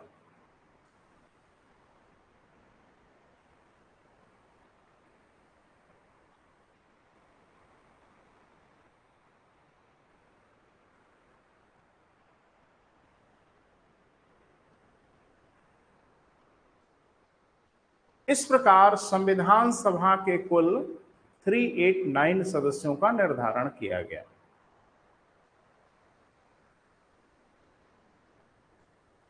एकदम बेटा क्रिस्टल क्लियर दिखना चाहिए, है ना? कहीं कोई डाउट आउट नहीं होना चाहिए।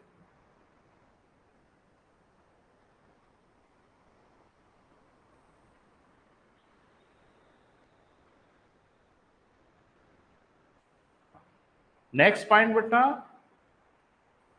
11 ब्रिटिश प्रांतों को 3 वर्गों में बांट दिया गया। 11 ब्रिटिश प्रांतों को कितने बेटा 3 वर्गों में विभाजित किया गया तथा सीटें भी विभाजित की गई, स्थान भी विभाजित किया गया।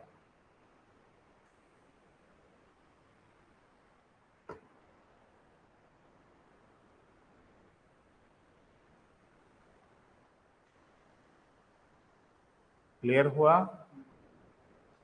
फिर से सुन लो। वो बांटे उठेंगे किसको? जो उनका इलाका है उसको बांटेंगे, देसी रियासत को बांटेंगे तो तलवार वलवार पहले खिंच जाएगी। तो उन्होंने जो उनका इलाका था उन्होंने कहा भाई अपने इलाके की हम गारंटी ले रहे हैं, हमारे 11 प्रांत थे, इन 11 प्रांतों को हम 3 वर्गों में बांट रहे हैं, क वर्ग, ख वर्ग और ग वर्ग। फंसा पचड़ा चीफ कमिश्नर प्रांतों का, ये किधर जाएंगे? अरे भाई वो भी किधर न किधर किसी न किसी वर्ग के साथ जुड़ेंगे ना, तो चौथा वर्ग तो कोई बना नहीं था। तो कहा गया कि 3 जो चीफ कमिश्नर प्रांत हैं वो शामिल हो जाएंगे क वर्ग के साथ। सुन लो, अभी घबराओ मत। 4 थी ना बेटा, अभी हम चारों का नाम लिखाएंगे। तो 4 जो चीफ कमिश्नर प्रांत थे उसमें कहा गया कि भैया आप लोग तीनों क वर्ग के साथ दोस्ती करो, उनके संविधान बनाते समय आप उनके साथ संविधान बनवाओ। और एक को कहा आप चले जाइए ख वर्ग के साथ, क्योंकि वहीं जाने में आपकी भलाई दिख रही है। मुझे लगता है आप समझ रहे हैं। बलूचिस्तान को कह दिया कि ख वर्ग के साथ आप रहेंगे। दिल्ली, अजमेर, मारवाड़ और कुर्ग को कहा कि आप क वर्ग के साथ रहिएगा, जो कि हिंदू बाहुल्य क्षेत्र था। क्लियर है बेटा? अभी उस पचड़े में मत पड़िए, लिखें। 3 वर्गों में विभाजित किया। तो एक नोट बना लो बेटा, चीफ कमिश्नर प्रांतों का नाम लिख लो। तो कितने थे बेटा? 4 थे। चूंकि संख्या कम है इसलिए नाम लिख लिया जाए, अगर 100-150 रहे होते तो भूल के ना लिखाते। ठीक है, तो चारों का नाम लिख लो। दिल्ली, अजमेर, मारवाड़ एक ही इलाका था, कामा, कुर्ग, कुर्ग कबूतर वाला का, कुर्ग बलूचिस्तान, जिसमें आजकल बवाल मचा हुआ है ना, इसीलिए मचा हुआ है। वो पाकिस्तान के साथ जाने के लिए कभी तैयार नहीं थे, वो जबरदस्ती वाला काम हुआ तो हो ही रहा है। 12, अरे देखो तू मेरे घर में 3-5 करेगा तो मैं तेरे घर में करूँ, यही तो हो रहा है। वो हमारे यहाँ 3-5 कर रहे हैं तो हम भी कहाँ छोड़ेंगे भाई, हम भी जहां जगह मिलेगी हम भी वहां 3-5 करेंगे।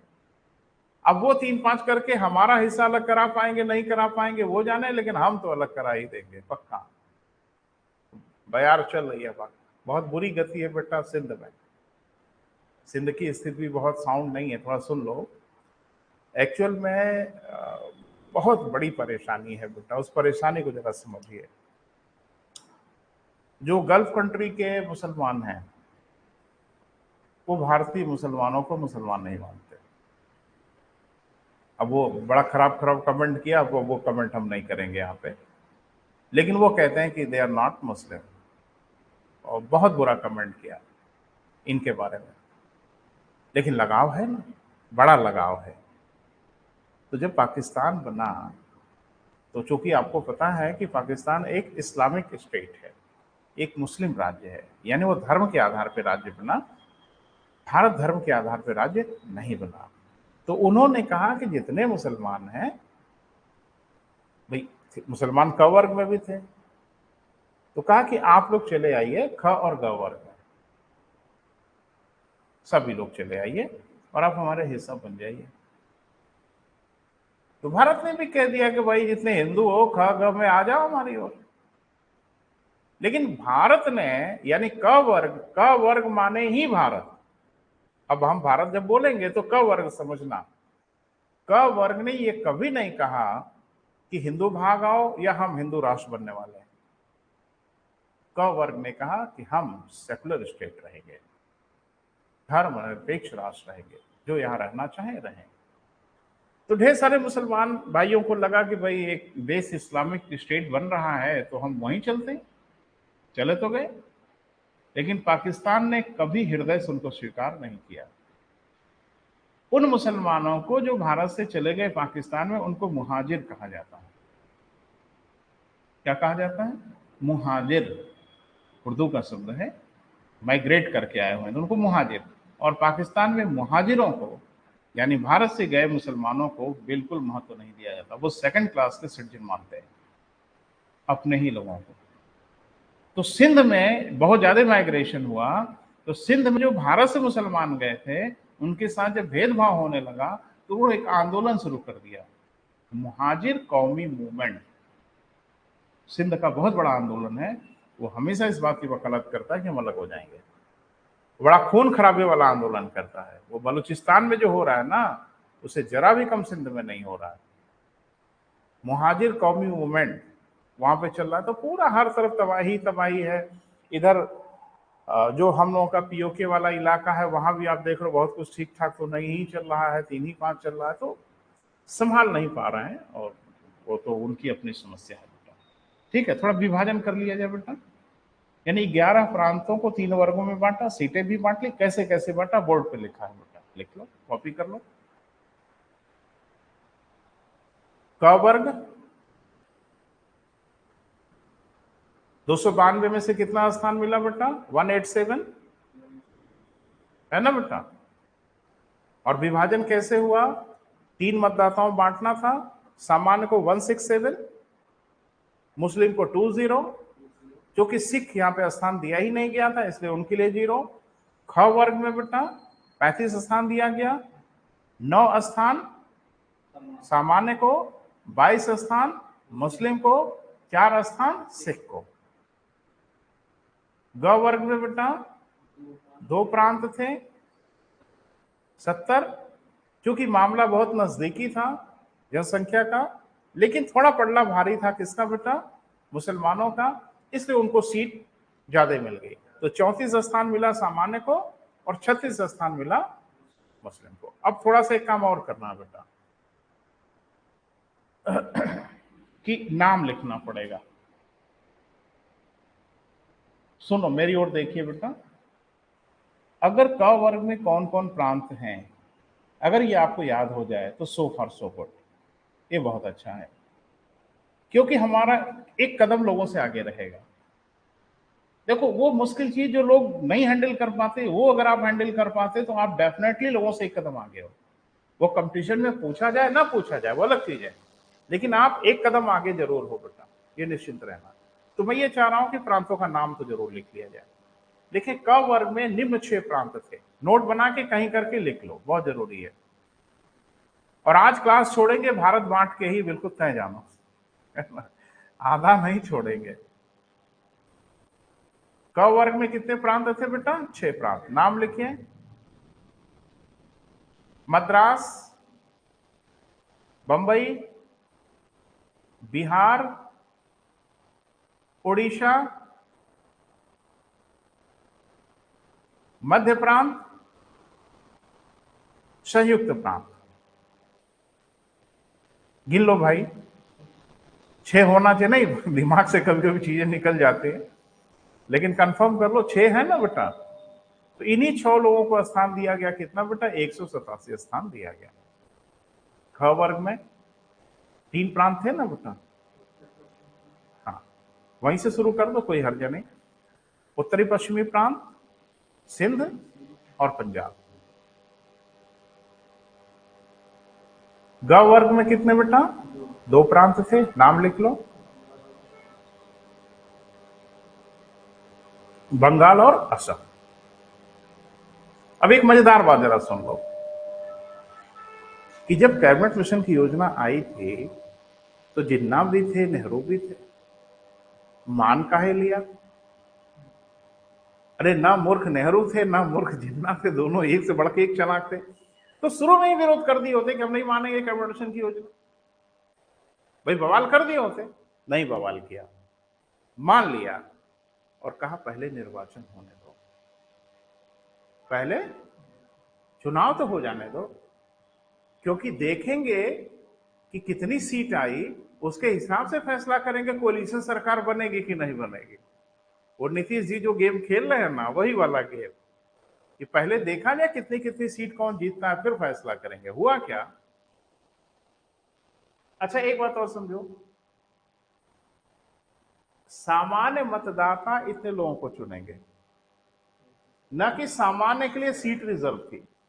फिर से सुन लो ध्यान से, सामान्य मतदाता इतने लोगों को चुनेंगे, न कि ये सीटें सामान्य के लिए हिंदू के लिए रिजर्व थी। हिंदू चुनेंगे, जिसको मन करे उसको चुन लें। 78 लोगों को मुस्लिम मतदाता चुनेंगे। इसका यह मतलब मत समझिएगा कि 78 स्थान मुसलमानों के लिए रिजर्व था। मुसलमान चुनेंगे, 4 सिख चुनेंगे।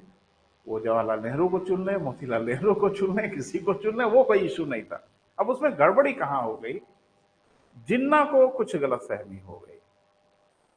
तो जिन्ना ने जब ये डिजाइन देखा तो जिन्ना तो कंफर्म थे कि 78 तो गारंटी है। जिन्ना को ये लगा कि 78 की तो हमारी गारंटी है, और इधर अगर कुछ सेंध लगा लिए, भाई चुनाव हो रहा था बेटा, जैसे चुनाव होता है, तो उनको ये लगा कुछ ना कुछ इधर सेंध लगाएंगे, और जब चुनाव हो जाएगा तब डिजाइन साफ दिखेगी कि हमारी क्या स्थिति है।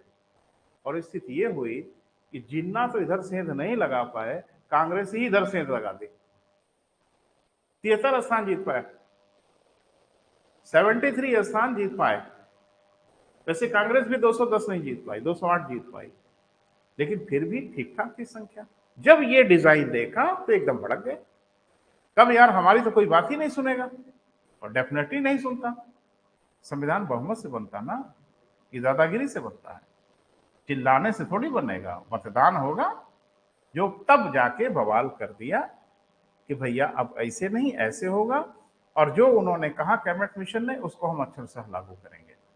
ठीक है, लिख लो। अब ये पूरा बेटा नौटंकी, माथा बच्ची, लोगों की अति महत्वाकांक्षा, इसने देश का बंटाधार कर दिया। तो जरा क्रम से लिखो, देख लो बेटा, लिखें। कैबिनेट मिशन की योजना के अनुसार, लिखो बेटा, कैबिनेट मिशन की योजना के अनुसार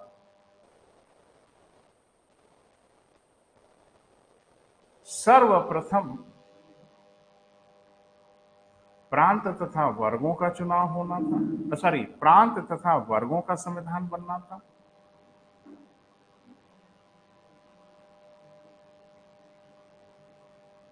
क्लियर है बेटा? इसके उपरांत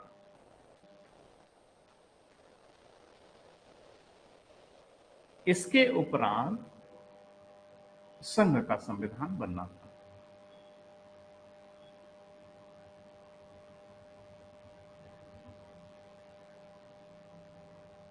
कुछ बेटा बात खटक रही हो तो आप हमसे पूछ सकते हैं, बोले।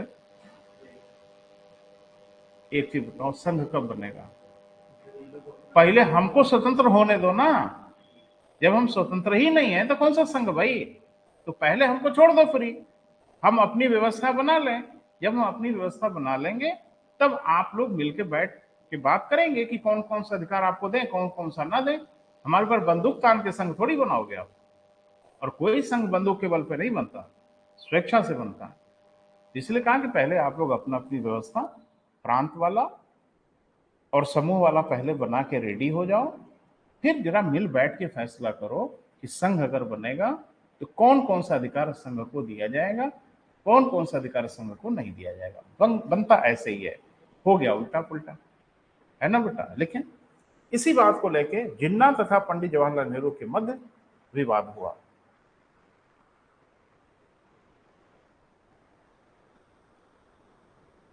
जिन्ना तथा पंडित जवाहरलाल नेहरू के मध्य क्या हो गया बेटा?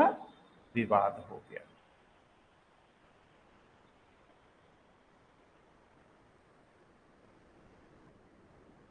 क्या विवाद हुआ वो मैंने बताया था।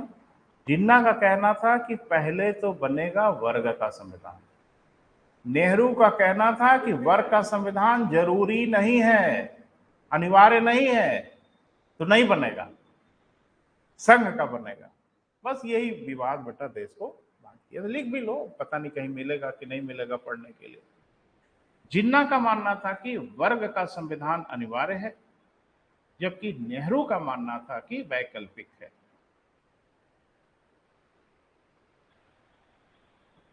जबकि नेहरू का मानना था कि क्या है बेटा, वैकल्पिक।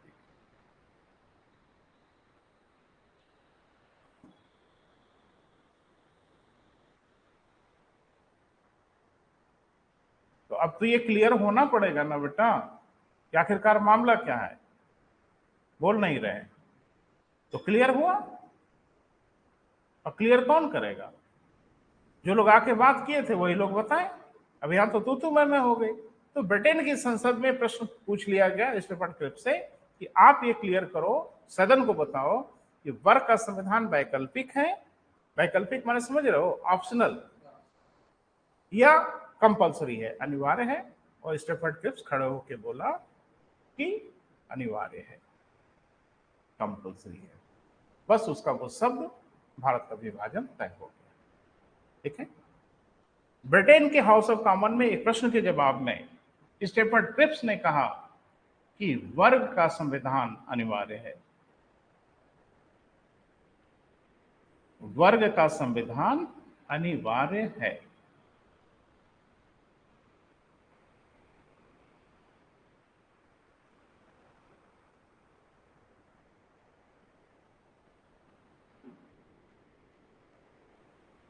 ठीक है बेटा। तो क्या हो गया, क वर्ग से भारत और ख और ग वर्ग से पाकिस्तान। लिख लो, अगली लाइन सब क्लियर हो जाएगी। क वर्ग से भारत का निर्माण हुआ, जबकि ख और ग वर्ग से पाकिस्तान का निर्माण हुआ।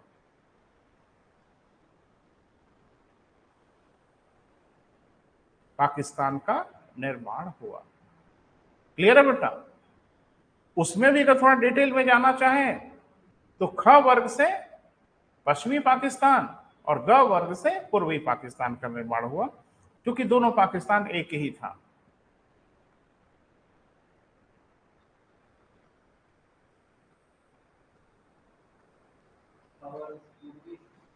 हाँ, अरे वही बेटा, बंगाल असम है तो किधर होगा मामला, पूर्वी ही होगा।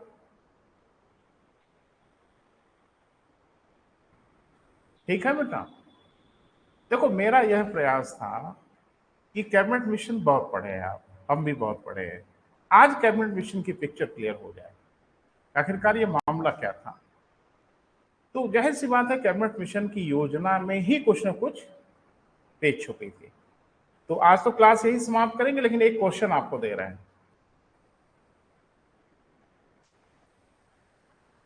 अब थोड़ा सा लिखना होगा बेटा, और एकदम बुकिस मत होइए, एकदम बिंदास नदी के प्रवाह जैसा बहिए, अंड बंड मत लिखिएगा।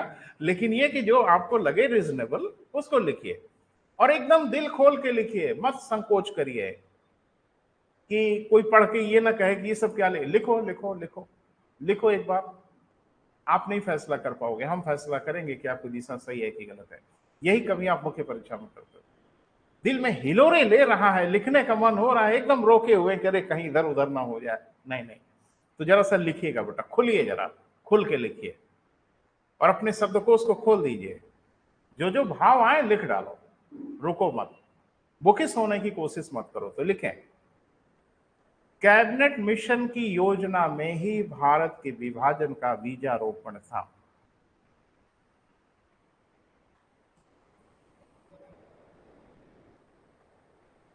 कैबिनेट मिशन की योजना में भारत के विभाजन का बीजारोपण था। टिप्पणी लिखिए।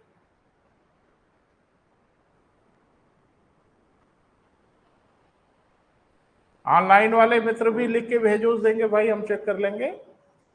कैबिनेट मिशन की योजना में ही भारत के विभाजन का बीजारोपण था। टिप्पणी लिखिए, कितने शब्दों का बेटा?